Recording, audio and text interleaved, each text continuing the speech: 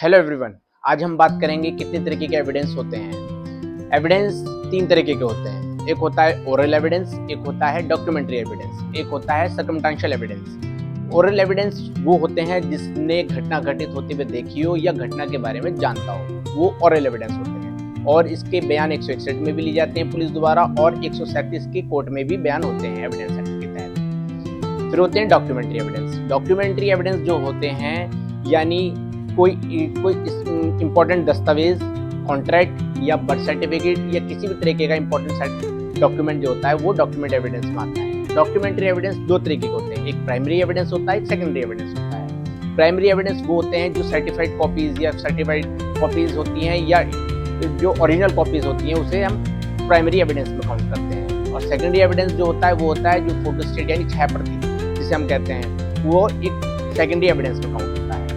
इसमें भी proof, not proof और डिसप्रूव होता है। प्रूव एविडेंस वो होते हैं जो कोर्ट में कागज प्रूव हो चुके हैं, वो प्रूव एविडेंस होते हैं। डिसप्रूव एविडेंस वो होते हैं जिस कागज को कोर्ट में डिसप्रूव यानी डिसप्रूव कर दिया गया है, उसको मानने से मना कर दिया गया है, वो एक डिसप्रूव एविडेंस होते हैं। और नॉट प्रूफ एविडेंस वो होते हैं जिस कागज को कोर्ट में ना प्रूव किया गया है ना डिसप्रूव किया गया है, वो नॉट प्रूफ एविडेंस होते हैं।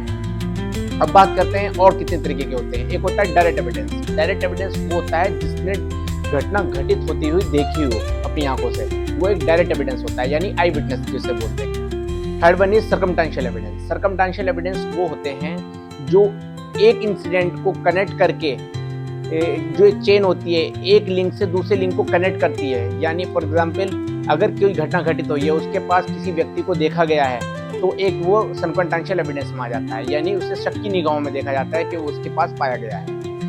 सर्कमस्टेंशियल एविडेंस को डिफाइन किया गया है एक सुप्रीम कोर्ट की जजमेंट है जिसका नाम है Sharad Birdichand Sarda versus state of Maharashtra 1984 की जजमेंट है, जिसमें बताया गया 5 golden rules of circumstantial evidence.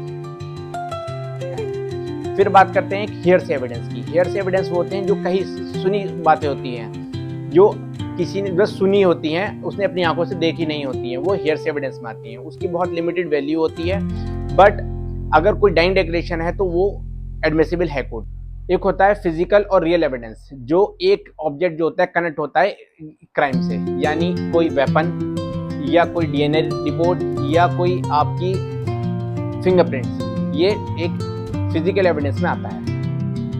एक होता है डिजिटल एविडेंस, जैसे आपके email chats, WhatsApp chats, CCTV footages, server logs और डिजिटल कॉन्टैक्ट।